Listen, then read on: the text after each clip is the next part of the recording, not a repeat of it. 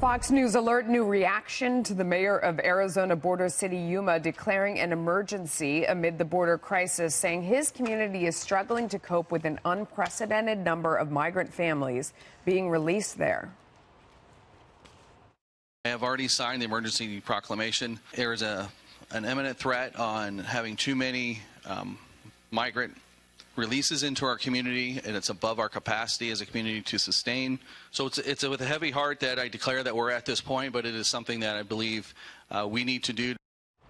Meanwhile, California Democrats this week stepped up their attacks on President Trump over his threat to send detained migrants to sanctuary cities.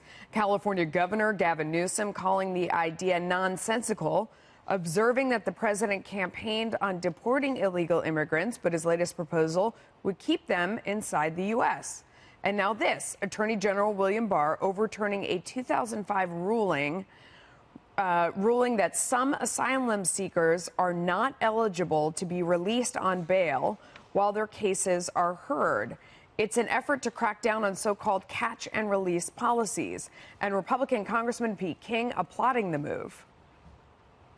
It's something that has to be done. Listen, our hearts go out to many of the people around the world, but the reality is we can't take everybody in, and we have to look careful at these asylum claims. As it turns out, many of them turn out not to be real, to be phony, but it gets the person in the country, and then they disappear or they come back 2 years later for a court hearing. So no, I think the Attorney General is doing what has to be done, and I fully support him.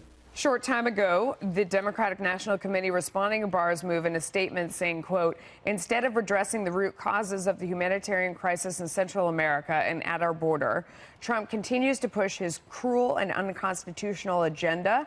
Unlike Trump and Republicans in Congress, Democrats believe diversity and compassion is our nation's greatest strengths.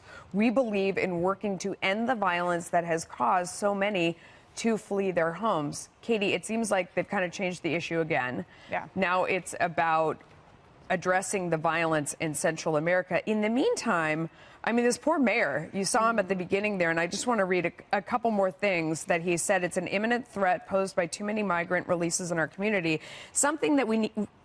It is something we need to do to make sure that our community is maintained, that the human rights of the migrants are maintained, and that we have a path forward that respects both. We are looking for a FEMA-type response. It's not a natural disaster, but it's a disaster either way. They want their resources to come in and take care of this situation. He's begging for help. Well, because the disaster and the chaos has gotten so out of control, with Congress failing to address this problem back in 2014 when it really started, we now have an overpowering situation where humanitarian conditions have deteriorated as a result of not being able to handle the flow of people. But I want to give some context as to why the ruling by Barr matters in terms of the asylum. So when you are given asylum, your first round, 90% of the asylum cases that are filed initially are thrown out. But after you get your first asylum claim filed, you are protected from deportation, you are released into the center of the country, and you are now eligible to get a work permit.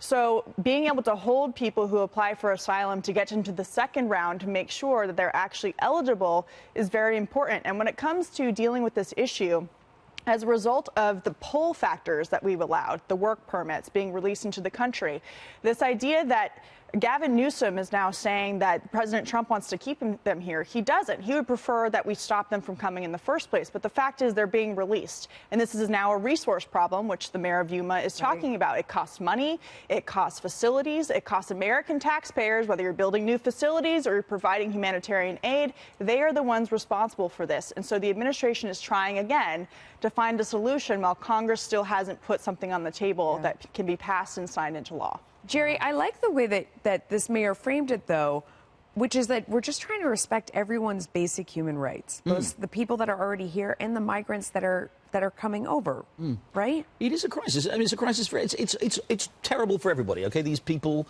are generally fleeing a terrible situation where they come from, but it is important, and I do think for the Democrats to say it's up to the president to address the root causes of the crisis in Central America, that's a bit of a reach, really. I mean, how is the president supposed to actually, instead of dealing with the issues in the United States, deal with economic and social privations in places like Honduras and Guatemala, to stop people coming here. That's just an absurd argument, to be honest with you. It's up to those countries who have to deal with that. The president's responsibility is to protect people in this country and to make sure that there is law and order observed in this country and to help local communities like that mayor of Yuma to actually deal with the crisis as it exists. And I think you're absolutely right. It's a terrible situation for everybody. But ultimately, this is a law enforcement issue, and the United States is not under any obligation, really isn't under any obligation, to let anybody who wants to come into this country come here, okay? Correct. It has to have control over its own borders. That is actually what defines national sovereignty. If you don't have control over your own borders, you really don't have any national sovereignty. So it's completely reasonable for the president and for Republicans to say, no, you know what? We've got to find a way to stop these number of people. As much pity as we may have for them, we have the right to say, no, we can't let these people just come in here and be released into the community, which is exactly what Katie described what happens. The other thing that Congress said, even though it was short on its money, when it rewarded $1.6 billion to the president to continue on with his promises about building a border fence line or wall, the other message is he's exactly going to do that now. And Congress, you've already told me that I could as the president. The Defense Department just about a week ago announced that it had awarded $976 million in contracts to build the president's wall. And what we saw yesterday was the meeting with lawmakers and wall prototype builders to talk about what works best. Fisher Industries says that they can build 1.5 miles of that fence line a day. We're looking for 11 miles of it in Yuma. We're looking for 46 miles of it in El Paso to deal with what Border Patrol have told us as reporters and the White House that they need. That is happening. That's happening. Leslie? Yeah.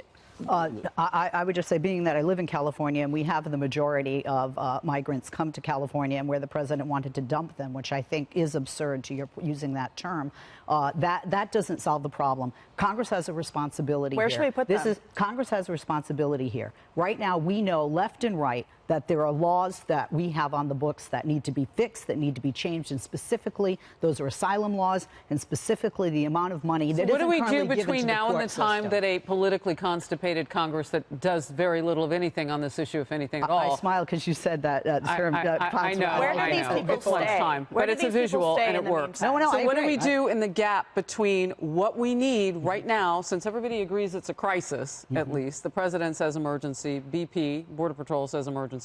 What do we do between now and the time that it would take for Congress to actually go do something on this issue? I think we do what the mayor of Yuma has requested. I think that we provide the support because he has said this is a humanitarian crisis. You have to look at, do they have enough food? Do they have enough water? Do they have enough shelter? We're talking about families. Over a third, 36,000 plus of the 90-some thousand that we have are families. They don't have those resources, so why Correct. does it not make sense to take them somewhere to a sanctuary city that wants to welcome them?